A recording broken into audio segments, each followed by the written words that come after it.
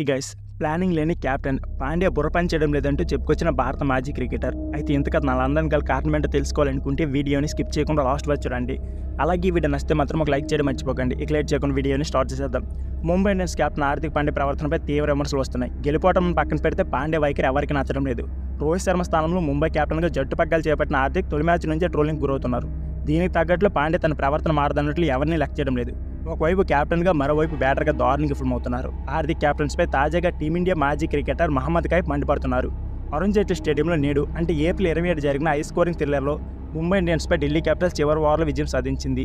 ఈ మ్యాచ్లో హార్దిక్ బౌలింగ్ ప్రణాళికలపై కైఫ్ అసంతృప్తి వ్యక్తం చేశాడు. కామెంటరీ బాక్స్లో ఉన్న కైఫ్ ముంబై కెప్టెన్పై మాట్లాడుతూ హార్దిక్ పాండ్యా మెదడు అస్సలు పనిచేయడం లేదు. కొన్నిసార్లు అతను మొదటి ఓవర్లో బౌలింగ్ చేయడానికి వస్తాడు, మరికొన్నిసార్లు 5వ ఓవర్లో బౌలింగ్ చేయడానికి వస్తాడు. ఎలాంటి ప్రణాళిక లేకుండా క్యాప్టెన్స్ చేస్తున్నాడు అని భారత మాజీ క్రికెటర్ అన్నారు.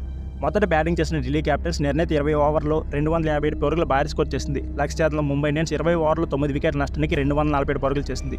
ఈ ఓటమితో ముంబై ప్లేఆఫ్స్ అవకాశాలు సంక్లిష్టం చేసుకుంది. ఆడిన 9 మ్యాచ్ల్లో 3 విజయాలు మాత్రమే సాధించింది. ముంబై ప్లేఆఫ్స్కి వెళ్ళాలంటే చివరి 5 మ్యాచ్ల్లో ఖచ్చితంగా గెలవాల్సిన పరిస్థితి ఏర్పడింది. మరి హార్దిక్ సేన మ్యాజిక్ చేస్తుందేమో చూడాలి మరి. సో ఫ్రెండ్స్, ఇదే వీడియో. ఈ వీడియో నచ్చితే please like share and subscribe my channel. Thank you for watching. అలాగే ముంబై ప్లేఆఫ్స్కి వెళ్తుందో లేదో ప్లీజ్ మీ అభిప్రాయాన్ని కామెంట్ బాక్స్లో కామెంట్ చేయడం మర్చిపోకండి.